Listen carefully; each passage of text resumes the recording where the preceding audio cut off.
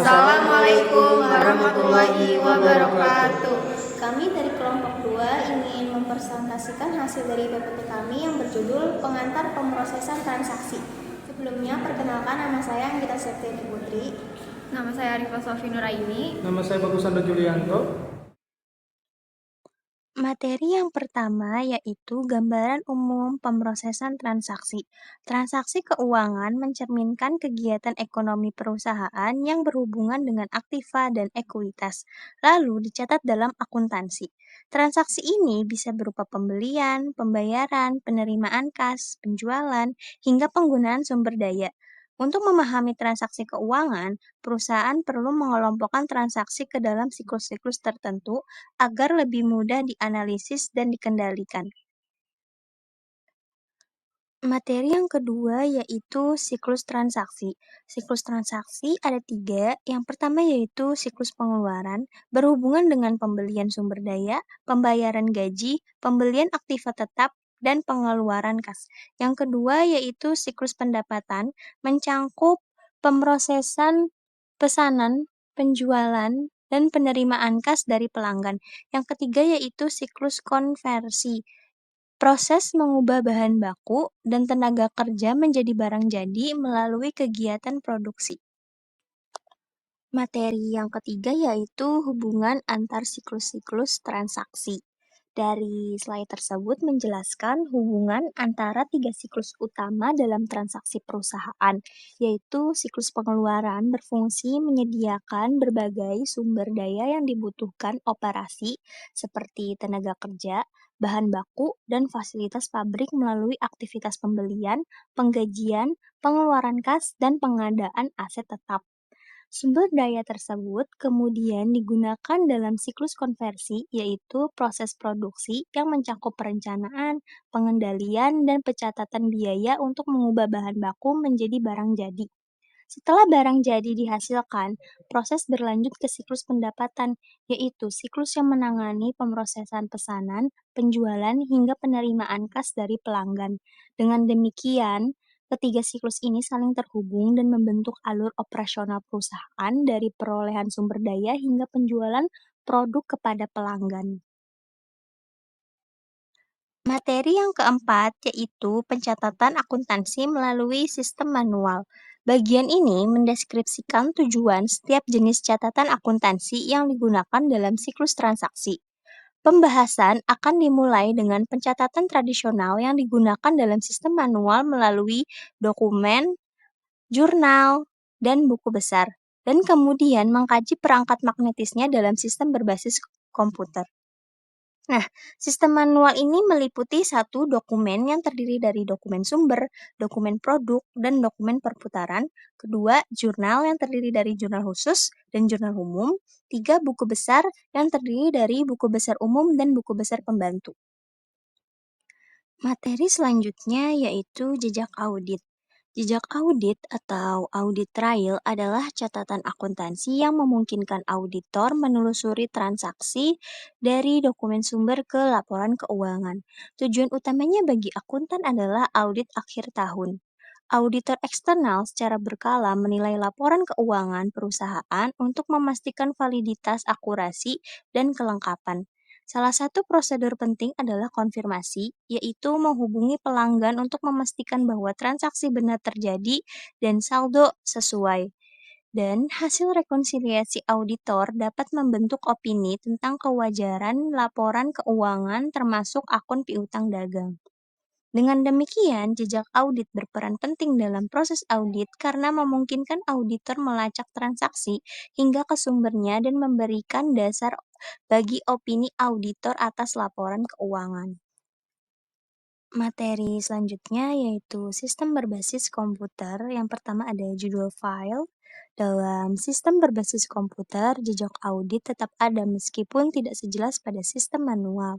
Catatan akuntansi disajikan dalam 4 jenis file yaitu file master, file transaksi, file referensi, dan file arsip. File master berisi data utama seperti buku besar yang diperbarui dari transaksi. File transaksi menyimpan catatan sementara untuk mengubah atau memperbarui file master, misalnya penjualan atau penerimaan kas. File referensi berisi data standar untuk memproses transaksi seperti tabel pajak atau daftar harga. File arsip menyimpan catatan masa lalu sebagai referensi dan bagian penting dari jejak audit, misalnya jurnal atau laporan periode sebelumnya. Yang kedua ada jejak audit digital. Jejak audit digital menunjukkan bagaimana file komputer menyimpan riwayat transaksi untuk penelusuran audit. Proses dimulai dari pencatatan transaksi, konversi dokumen sumber ke bentuk digital, hingga pembuatan file transaksi yang nantinya memperbarui file master. Sistem juga memverifikasi data melalui file referensi, sementara transaksi yang salah dipindahkan ke file kesalahan dan transaksi valid disimpan ke file arsip sebagai jurnal. Dengan cara ini, data dapat ditelusuri kembali layaknya jejak kertas, sehingga auditor bisa mengevaluasi keakuratan catatan transaksi dan piutang. Materi selanjutnya yaitu diagram arus data dan diagram relasi entitas. Pertama, diagram arus data. DVD digunakan untuk menggambarkan alur data dalam sistem melalui simbol yang mewakili entitas, proses, arus data, dan penyimpanan data. DVD menunjukkan hubungan logis antar proses tanpa menggambarkan aspek fisik serta dipakai untuk dokumentasi maupun analisis sistem. Kedua, diagram relasi entitas. ERD digunakan untuk memodelkan hubungan antar entitas melalui konsep kardinalitas, yaitu one-to-one, hubungan satu entitas berpasangan dengan satu entitas lain secara eksklusif. Contoh, satu orang memiliki satu KTP, dan satu KTP hanya dimiliki oleh satu orang. One-to-many, hubungan satu entitas dapat berhubungan dengan banyak entitas lain, tetapi entitas di sisi money hanya terhubung ke satu entitas di sisi one. Contoh, satu dosen mengajar banyak mahasiswa, tetapi satu mahasiswa hanya dibimbing oleh satu dosen pembimbing dalam konteks tertentu. Money to money, hubungan di mana banyak entitas di satu sisi dapat terkait dengan banyak entitas di sisi lainnya. Contoh, mahasiswa dapat mengambil banyak mata kuliah dan satu mata kuliah dapat diikuti oleh banyak mahasiswa, yang merefleksasikan aturan bisnis dan kebijakan organisasi. ERD membantu mendesain basis data dengan mengidentifikasi entitas serta hubungan di antaranya. Materi selanjutnya yaitu bagan alir. Diagram alir atau flowchart adalah representasi grafis dari sebuah sistem yang menunjukkan hubungan fisik antara entitas-entitas utamanya. Diagram ini digunakan untuk menyajikan aktivitas manual, pemrosesan komputer, atau gabungan keduanya. Ada beberapa jenis diagram alir, yaitu diagram alir dokumen atau dokumen flowchart, diagram alir sistem atau sistem flowchart, dan diagram alir program atau program flowchart. Secara tradisional, sistem dibagi menjadi dua, yaitu manual dan komputer. Namun, saat ini sistem modern seringkali mengintegrasikan keduanya, di mana input dapat dimasukkan langsung oleh pengguna dan output dikirim secara elektronik. Selanjutnya ada bagan alir dokumen. Bagan alir dokumen adalah representasi grafis dari sistem yang menggambarkan hubungan fisik antar entitas. Dan bagan alir ini itu biasanya digunakan untuk sistem manual dan menunjukkan elemen-elemen seperti dokumen, jurnal, buku besar, departemen yang terlibat, dan aktivitas yang dilakukan. Serta pembuatan bagan alir ini akan membantu auditor dalam memahami proses bisnis, mengidentifikasikan potensi risiko, serta menilai kecukupan pengendalian internal dalam sistem pemrosesan pesanan penjualan. Selanjutnya ada pemrosesan batch. Pemrosesan batch adalah metode pengolahan transaksi di mana sejumlah besar transaksi dikumpulkan terlebih dahulu. Kemudian diproses secara bersamaan dalam satu kelompok atau satu batch. Dan keunggulannya ini, pemrosesan batch dapat menghemat biaya dengan mengelompokkan banyak transaksi, lalu kontrolnya baik karena kesalahan terdeteksi saat total nilai batch tidak cocok. Desain sistem harus seimbang juga antara efisiensi batch besar dan kemudahan deteksi kesalahan pada batch kecil. Selanjutnya ada bagian alih sistem.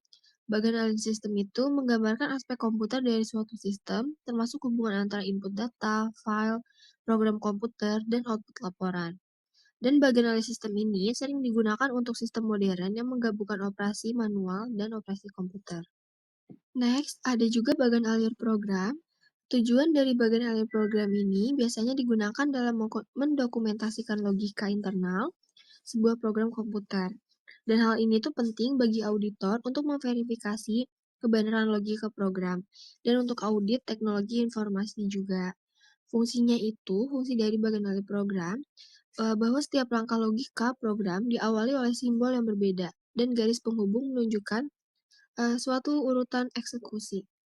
Next, ada juga diagram tata letak record, di mana diagram tata letak record ini berfungsi untuk menunjukkan struktur internal dari sebuah catatan atau record yang membentuk file atau tabel yang berbasis data. Dan diagram ini tuh memberikan informasi yang sangat terperinci mengenai struktur-struktur data yang diperlukan untuk berbagai tugas. Informasi yang disediakan juga biasanya tuh mencakup kayak nama, jenis data, dan panjang dari setiap atribut atau file dalam record. Diagram ini membantu kita memahami isi dari sebuah record, seperti nama file, data utama, dan lokasi relatifnya. Dan diagram tata letak record ini itu sangat berguna banget untuk mengidentifikasi kegagalan pada sistem, menganalisis laporan kesalahan, serta mendesain uji logika komputer juga untuk keperluan audit. Perbedaan sistem batch dan real time. Kalau sistem batch itu jeda waktunya ada penundaan antara peristiwa ekonomi dan pencatatannya. Sumber daya sistem batch ini memerlukan lebih sedikit sumber daya seperti perangkat keras dan pemrograman. Lalu dia itu cenderung lebih sederhana dibandingkan yang real time. Lalu efisiensi operasional ini untuk memproses transaksi yang bervolume tinggi. Lalu sistem real time, jeda waktunya itu di mana transaksi yang diproses secara individu ini langsung dilakukan setelah terjadi adanya transaksi dan tidak ada penundaan. Contohnya itu pada saat sistem pemesanan tiket pesawat. Lalu ada sumber daya, di mana sumber daya real time ini membutuhkan lebih banyak sumber daya dan investasi seperti perangkat keras dan pemrograman antar muka pengguna. Lalu efisiensi operasionalnya juga dapat menyebabkan inefisiensi jika banyak transaksi yang mengakses data umum yang sama, karena record itu wajib dikunci. Lalu ada pembaruan file master dan prosedur cadangan, di mana pembaruan file master ini mengubah nilai dalam file master untuk mencerminkan transaksi. Yang prosesnya itu melibatkan pembacaan record transaksi, mencari record master yang sesuai, memperbarui data, dan menulis kembali record yang telah diperbarui. Ada juga pembaruan destruktif. Teknik ini di mana nilai data yang lama itu dihapus dan diganti dengan nilai baru di lokasi yang sama. Dan hal ini juga tidak menyisakan salinan file asli. Jadi pastinya akan aman. Lalu ada prosedur cadangan. Karena risiko kerusakan data, prosedur cadangan itu sangat penting. Dan file master yang diperbarui disalin secara berkala untuk membuat versi cadangan. Jika file rusak, versi cadangan dapat digunakan untuk rekonstruksi. Next, ada pemrosesan real time. Pemrosesan real time adalah sistem yang memproses transaksi segera setelah terjadi. Contohnya, pada pesanan penjualan, di mana pesanan dapat langsung dicatat, diproses, dan dikirim pada hari yang sama juga. Dan sistem ini tuh meningkatkan produktivitas untuk mengurangi persediaan, serta mempercepat perputaran inventaris dan meningkatkan kepuasan untuk para pelanggannya. Karena berbasis elektronik, pengguna dokumen fisik dapat dikurangi. Dan pemrosesan ini sesuai untuk volume transaksi rendah, tidak berbagi record umum, dan memanfaatkan jaringan LAN maupun WAN. Lalu ada penyimpanan sekunder. Penyimpanan sekunder ini ya dibagi menjadi 3. Yang pertama, pita magnetis. Pita magnetis ini dapat menyimpan data dalam jumlah besar dengan biaya yang murah serta bisa digunakan berulang kali. Kekurangannya, data hanya bisa diakses secara berurutan sehingga pencarian informasi itu akan menjadi lebih lambat atau sulit. Lalu yang kedua ada cakram magnetis, di mana data ini disimpan di lokasi tertentu pada permukaan cakram sehingga bisa diakses langsung. Lokasi ini disebut alamat yang terdiri dari nomor silinder, permukaan, dan blok atau record. Contohnya itu hard disk komputer, hard disk eksternal, atau flash disk yang sering kita gunakan pada sehari-hari kita. Dan yang ketiga ini ada cakram optik. Cakram optik adalah media penyimpanan berkapasitas besar dan praktis untuk digunakan.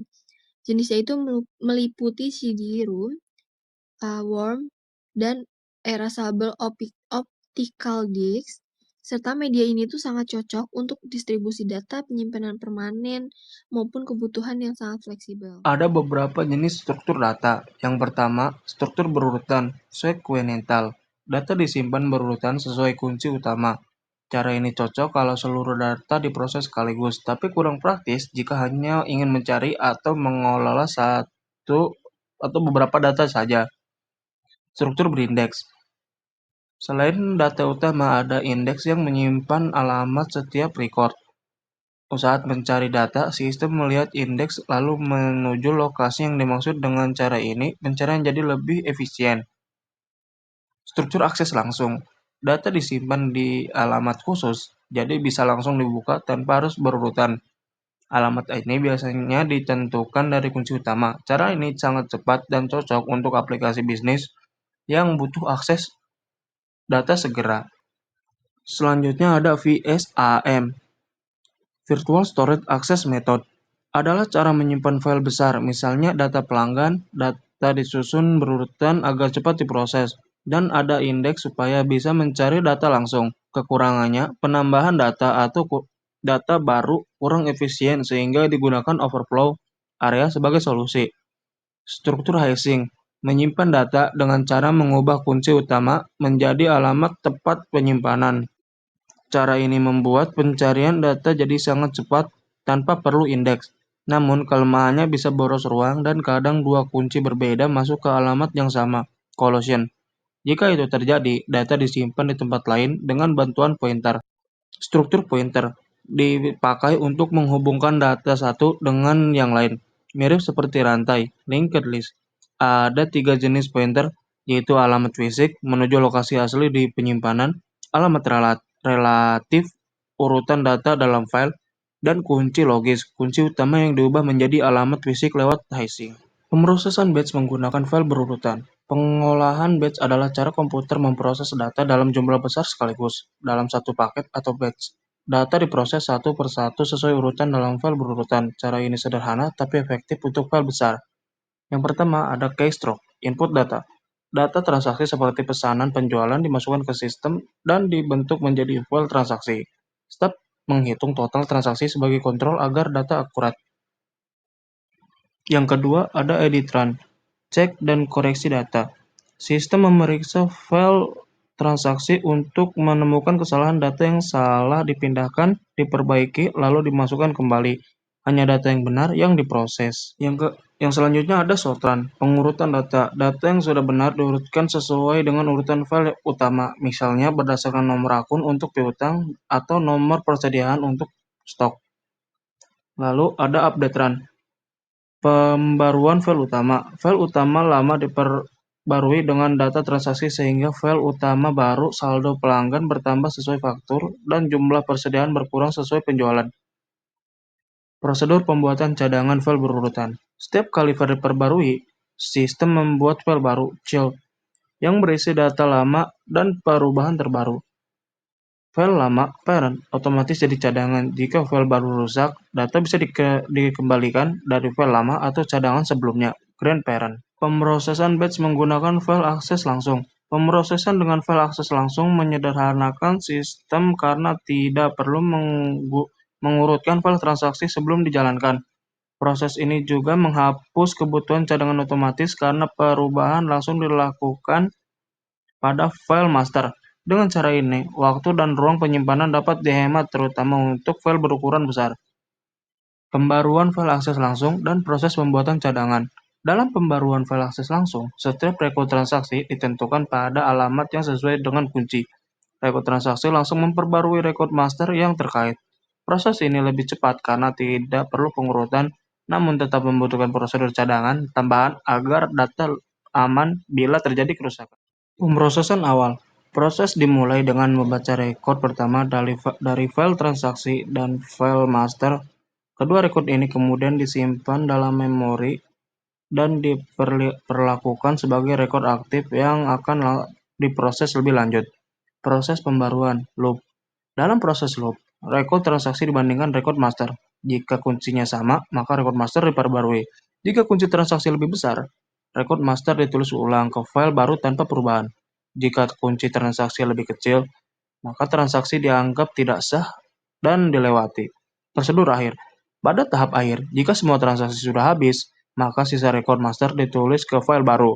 Sebaliknya, jika file master habis, namun transaksi masih tersisa, maka proses dihentikan dan kondisi ini dianggap sebagai kesalahan. Kesimpulan, pengantar pemrosesan transaksi menekankan pentingnya sistem transaksi yang mampu menjamin keandalan, konsistensi, keamanan, dan efisiensi dalam pengolahan data. Proses ini memastikan bahwa setiap transaksi diproses secara benar melalui prinsip ACID, Automaticity, Consistency, Isolation, Durability, sehingga data tetap akurat meskipun terjadi kegagalan atau gangguan. Dengan demikian, pemrosesan transaksi menjadi fondasi utama untuk dalam mendukung operasional organisasi, menjaga integritas informasi, serta meningkatkan kepercayaan penggunaan terhadap sistem. Berikut pertanyaan dari kelompok 2, bab 2. Pertanyaan nomor 1, apa yang dimaksud dengan pemrosesan transaksi? Pertanyaan nomor 2, apa tujuan utama dari sistem pemrosesan transaksi atau Transaction Processing System atau TPS? Pertanyaan nomor 3, apa kelebihan batch processing dibandingkan real-time processing? Pertanyaan nomor 4, apa peran kontrol dan keamanan dalam pemrosesan transaksi? Pertanyaan nomor 5, bagaimana metode hashing mempercepat pencarian data dan apa resikonya? Pertanyaan nomor 6, mengapa cakram magnetis lebih efisien dibandingkan pita magnetis untuk akses data? Pertanyaan nomor 7, mengapa pemrosesan real-time mampu meningkatkan kepuasan pelanggan? Pertanyaan nomor 8, mengapa sistem pemrosesan transaksi dianggap sebagai dasar dari sistem informasi lainnya? Pertanyaan nomor 9, apa yang dimaksud dengan batch processing? Pertanyaan nomor 10, apa yang dimaksud dengan real-time processing? Berikut jawaban dari kelompok 2 bab 2. Nomor 1, pemrosesan transaksi adalah kegiatan pencatatan, pengumpulan, penyimpanan, dan pemrosesan data yang dihasilkan dari transaksi bisnis hingga dapat digunakan untuk mendukung operasi organisasi. Nomor 2, tujuannya adalah memastikan semua transaksi bisnis tercatat secara akurat, cepat, aman, dan andal, serta menyediakan data dasar untuk sistem informasi manajemen. Nomor 3, batch processing lebih efisien untuk volume transaksi besar dan tidak memerlukan hasil langsung, serta dapat mengurangi biaya pemrosesan. Nomor 4, kontrol dan keamanan berperan mencegah kesalahan, kecurangan, dan akses tidak sah sehingga keandalan serta integritas data transaksi tetap. Nomor 5, hashing mengubah kunci utama menjadi alamat penyimpanan sehingga data bisa diakses langsung tanpa perlu indeks. Namun resiko kolision dapat terjadi. Dua kunci menghasilkan alamat sama yang jika tidak ditangani dengan baik dapat menyebabkan kesalahan data. Berikut jawaban dari kelompok 2 bab 2. Nomor 6, cakram magnetis memungkinkan akses langsung ke lokasi data menggunakan alamat atau address sehingga pencarian lebih cepat dibandingkan pita magnetis yang harus dibaca secara berurutan. Nomor 7, karena transaksi langsung diproses saat terjadi, pesanan bisa dicatat, diproses, dan dikirim pada hari yang sama.